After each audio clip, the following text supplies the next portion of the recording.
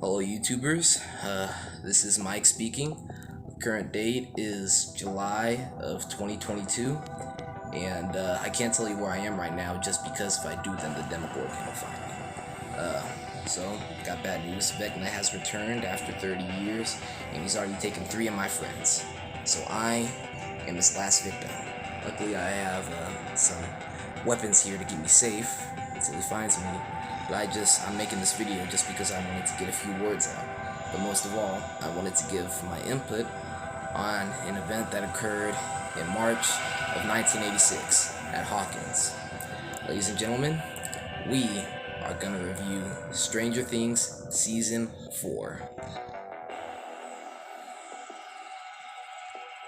Hey, what's up guys? Welcome back to the channel. This is Mike the Great here. Today we will be reviewing Stranger Things Season 4, both Volume 1 and Volume 2. And what I got with me here is a baseball bat with a couple of spikes on it. Just makes it easier facing off the Demogorgons. Now before I get started, I just want to say I know I'm reviewing the season a little too late. I know it came out somewhere at the beginning of the month, but I just wanted to take time reviewing it somewhere near the end of the summer, and also because some of my friends were bothering me about dropping spoilers, so I thought this would be the best time to review just after everybody has already seen it. So let me know down in the comments if there's anything that you agree with me or disagree with me, what you thought about the season as a whole, and what you loved about the season, what you hated about it, and just so that we can get to know each other a little better. With all that said, we are going to get started. I just wanted to say a few things about what I really love about this show. I mean, just the fact that it all makes for a great concept, taking everything in place in the 80s and just pretty much making this whole new 80s horror genre, but just with in a bunch of TV episodes, and just with all the nature of the creativity it has with developing this whole upside down world and showing us like this new alternate universe that might take place in our world, and just the 80s aesthetics that they have created throughout some of the, whether it's in the intro or even, I don't know, just the look of the entire series, and the fact that they can make a 1980s TV series just without referencing anywhere into the 21st century. It's just like it just like works very well. I love the fact that it's able to make some old songs from the 1980s popular again. Stuff like Never Ending Story or Running Up That Hill from Kate Bush. Just very catchy in the way that they impact the scenes, and could be even add some hilariousness to them, like most specifically Never Ending Story. I mean, it just all works very well. Just inside of this show, even a lot for a horror show, it just brings a nice impact to the sequences. Now, when it comes to this season, I think this is probably like the best Stranger Things that we have gotten since season 1. Introduced to Vecna, the main villain of the entire show, and I was surprised at how much time they had spent developing this person, that we know that it's not actually just some monster that has been brought into this world that has lived over 1,000 years. This is actually a person. They revealed to us that he's just a little boy from the 1950s, didn't get along, didn't fit in with society, and just once he obtains these new powers, learns a couple of these new tricks on his own, we then begin to see how he caused all this, and like what turned Hawkins into this big nightmare. And they show us that he's almost just like Eleven, this main bad guy. It ties into Dr. Brenner and Eleven and that whole story.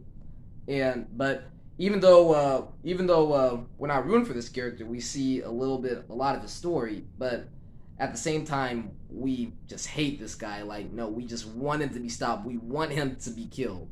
But it just made for a great development plotline, just like showing us that it's not just these little Demogorgons, mindless beasts. There's actually real Oz the Great and Powerful behind all this, and we finally got to reveal it to us in this entire season right here. But it's not just the fact that it introduced us to the villain. I just like how this show, what this show has been doing great is just giving all the characters just some sort of development, their own stories, and whereas we care about every single one of them. And even with some of the new additions that we got throughout the season, we're introduced to Eddie Munson. Even though, whereas he has a bit of this freaky personality to him, he's still a very fun character. And just with this rock and roll vibes, rock and roll singer, celebrity side to him. Even with the fact that they decided to bring Dr. Brenner back, this is probably the best development that he got from the entire show. We get to see a little more of his story, like with Eleven.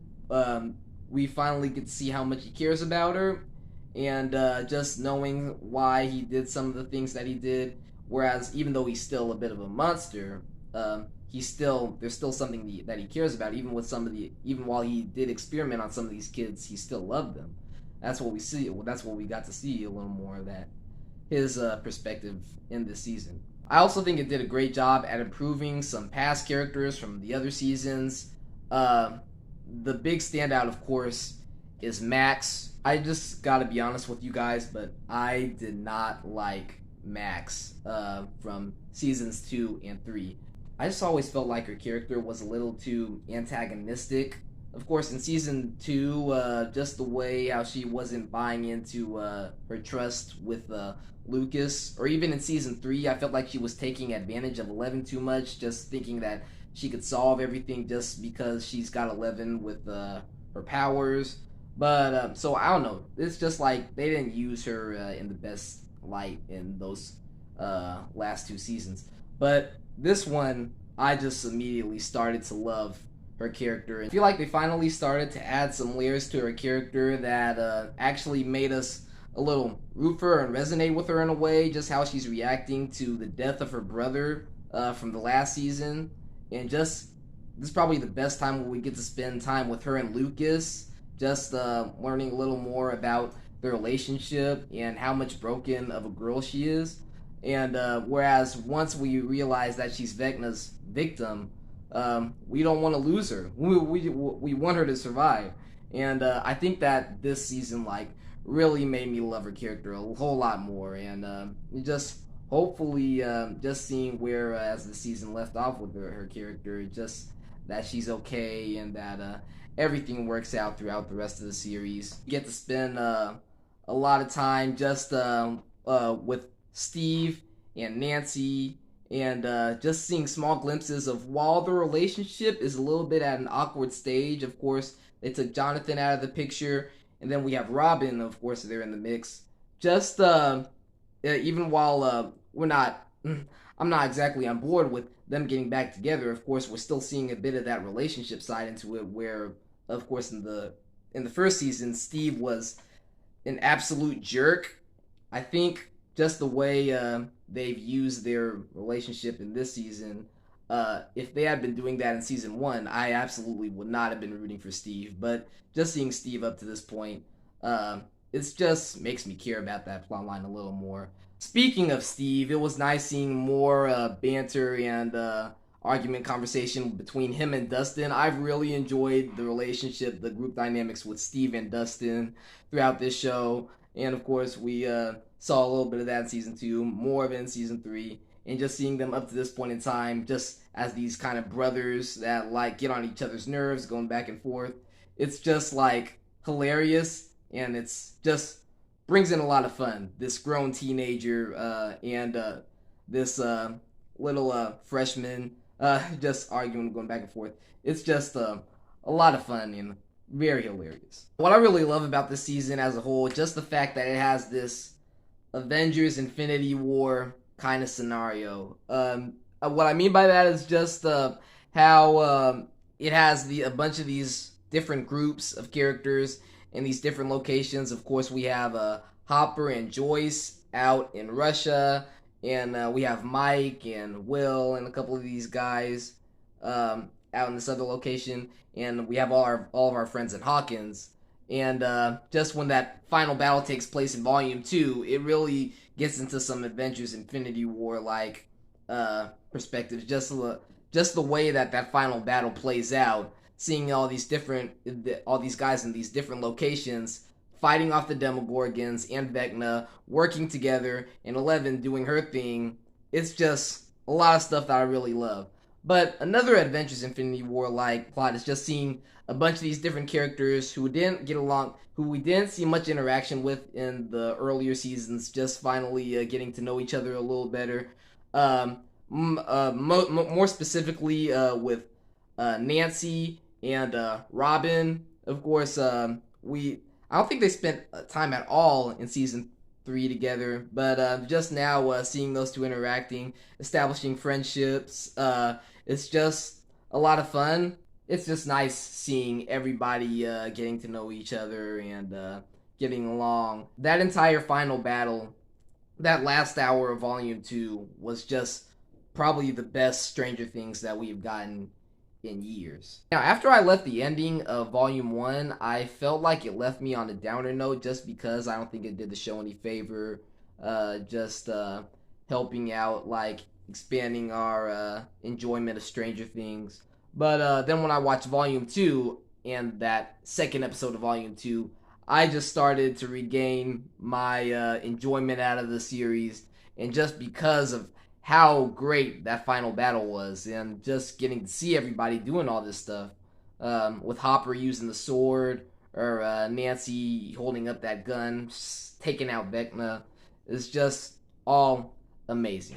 There were a few problems I had with them, but not too much. Just, I would say that the episodes, almost every episode is an hour long, and then, of course, Volume 2, that last episode of Volume 2 is 2 hours long.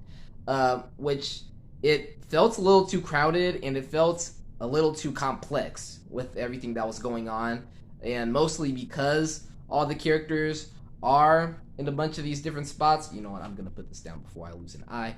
But just the fact that we have a bunch of these different groups and different stuff, all these different areas, scenarios going on, it felt a little too much like a little bit too much stuff that we had to focus on.